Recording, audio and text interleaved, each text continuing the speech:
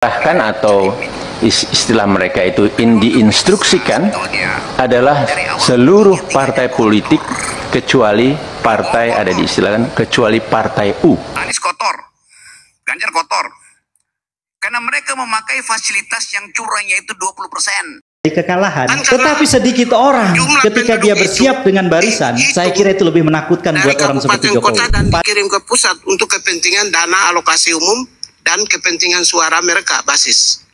Karena itu mereka lah pelakunya, itu yang pertama. Tapi selama ini kan lancar-lancar saja. Yang kedua DPT, daftar pemilu tetap kita. Karena pemerintah lancar mendaftarkan. Karena penyelenggara pemilu lancar dan mendatangi. Sehingga apa? DPT tahun 2019 itu 190 juta kita punya. Sekarang 204 juta. Naik 14 juta adik-adik sekalian. Berarti bagus dong. 14 juta rakyat yang ikut pemilih. Ya, terus pengatur strategi akan sangat sedih melihat Gibran tidak lagi dieluk-elukkan oleh publik. Pemilu udah selesai, panggung Gibran udah selesai, sekarang pindah sorotan ke AHY itu. Jadi diam-diam SBY mendapat keuntungan sebetulnya dari soal pemilu ini. Tapi oke, itu urusan mereka tuh. Urusan kita adalah memastikan bahwa kejadian ini mesti dibongkar karena di dalamnya ada persembunyian kejahatan. Sekarang kita ukur sampai di mana bongkaran itu bisa kita lakukan. Tukar tambah pragmatis dari Ibu Mega dengan Pak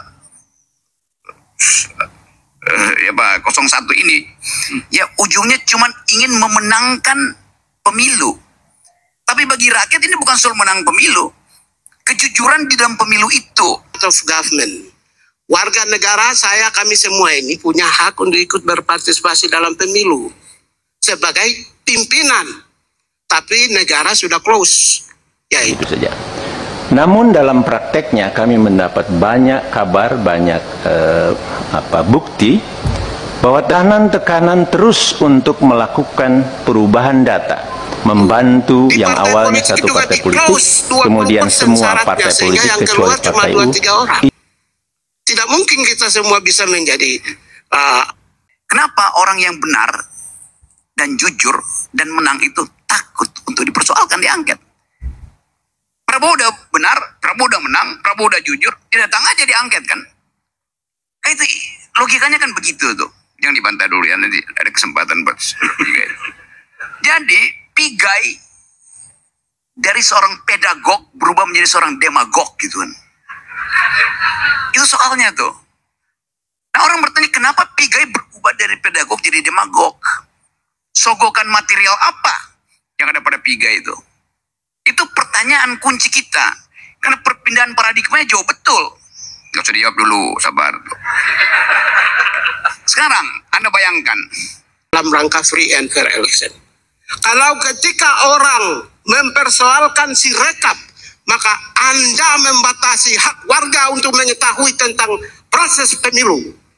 Karena itu Bapak-Bapak 01 dan 3 yang mempersoalkan Sirekap, maka Anda membatasi right to know warga negara. Anda tahu bagaimana mungkin sebuah proses pemilu keterlibatan mereka tidak tahu tentang perkembangan gitu ya. Persisnya saya tidak tahu, nanti mudah-mudahan suara mereka. Pak Doli dan kawan-kawan Anda tidak bisa mau mengeceknya. Sirekap dianggap bermasalah. Oke, itu teknik, tapi jangan menghilangkan Sirekap karena itu Anda membatasi hak rakyat untuk mengetahui. Kan yang membatasi KPU sendiri, meminta dihentikan karena ada permasalahan. Tapi kan media-media juga mendrive, para ahli juga sama. Semua yang kita semua itu menyatakan menghentikan. Itu yang berikut. Yang kedua, Sirekap ini penting. Jadi yang kedua, saya jelasin dulu nanti sebentar batasi. Ya, okay. Yang berikut, katanya itu ada perintah Presiden, ada perintah TNI Polri. Begini, Presiden di dalam konteks pelanggaran dan kejahatan itu perintahnya ada dua. Tertulis atau lisan. Mana tertulisnya, Bos? Yang ada PDI Perjuangan di Sorong itu. Sudahlah. Perjuangan ke sana mukanya. Oh ya, maaf.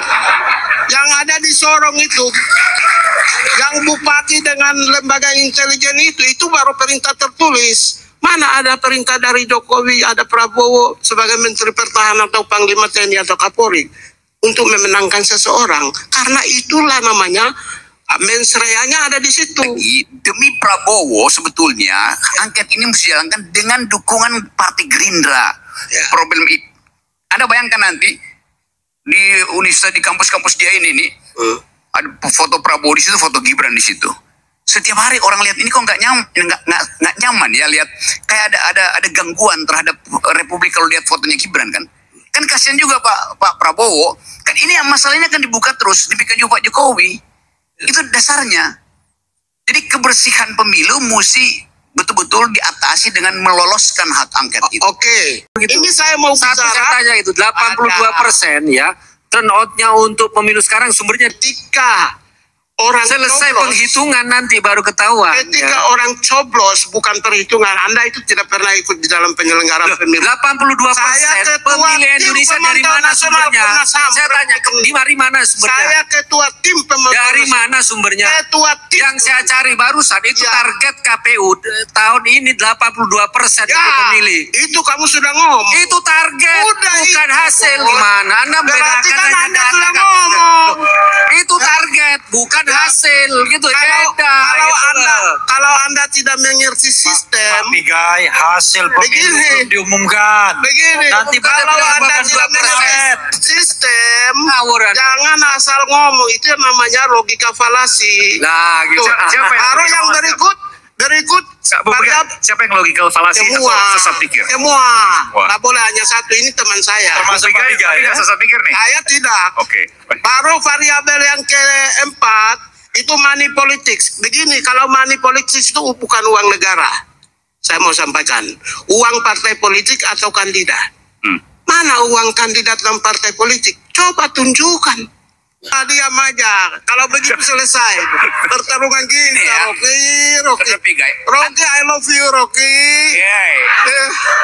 Sudahlah, ini penonton dan pemain. Waktu jadi Gini, pejabat gini, pernah gini. korupsi nggak? Kak? Bentar ya. Saya pernah. Oke, singkat saja, waktu sudah habis. Ini saya sudah teriakin terus, ya. tapi silakan singkat saja. Justru karena Pigai tahu mereka bermasalah, biarin aja kan terjebakan. Kenapa you mesti halangi justru? Enggak, saya apresiasi posisinya, respect. Jujur ya, rakyat Indonesia, Rocky punya cara berpikir itu di atas rata-rata. Saya suka. Tapi penonton itu masalahnya. Ya apa pentingnya? Ya, kita pemain mengerti. Sudahlah, tidak akan dorong itu.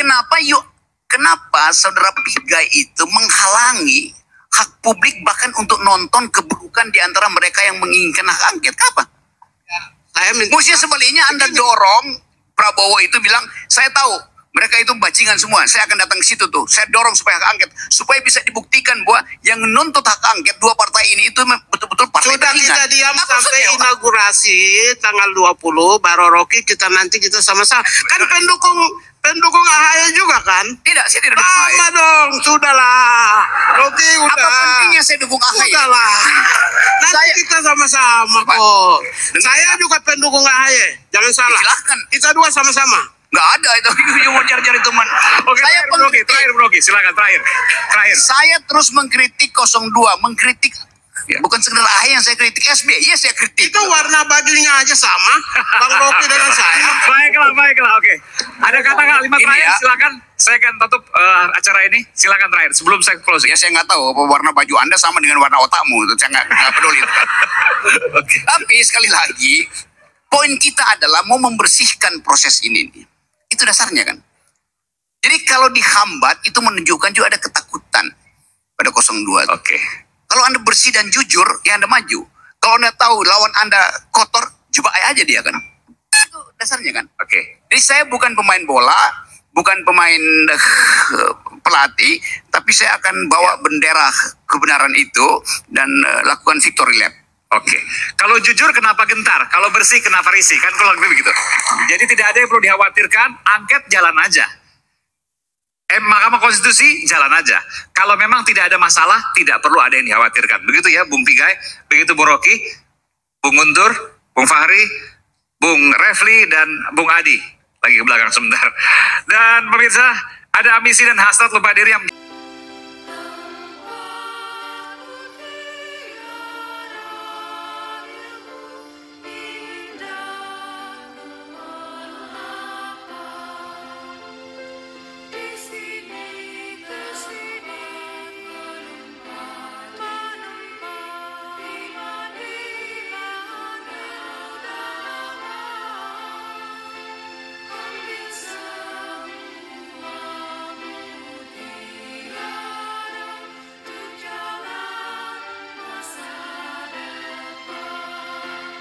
kualitas pemilu. Kontrol agar penyelenggaraan pemilu yang demokratis dan yang berkualitas. Oke. Oleh karena itulah diskusi-diskusi, dialog-dialog itu penting, asal jangan masuk dalam kelompok-kelompok kepentingan. Saya kira mahasiswa Misalnya sekarang Pak, kelompok kepentingan kan mereka nggak masuk partai politik dan sebagainya. asal, kan saya bilang asal jangan masuk dalam kelompok kepentingan, karena genuinitas perjuangan Anda. Saya aktivis 98. Saya mau kasih tahu organisasi saya, PM KRI, saya PRD, SMIT, LMND, aktivis Papua, aktivis kampus, sudah 6 saya.